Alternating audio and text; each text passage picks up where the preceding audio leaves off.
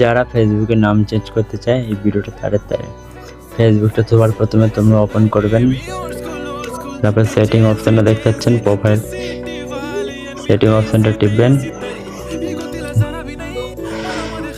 তো তোমার পেজটা সেটিং এইভাবে ওপেন হবে। তোমরা এই ওপরে অপশনটা দেখতে পাচ্ছ, ওখানটা একবার টাচ করবেন, ঠিক আছে। তারপরে এইখানে সেটিংটা দেখুন, যেখানে আমি টিক মার দেবো সেখানটা আপনারা টাচ করবেন, এই প্রোফাইলটাই টিপবেন। এখানে দেখতে পাচ্ছেন চলে এসেছি, এখানে যেখানে টিক মার দিচ্ছি ওখানটা টিপুন।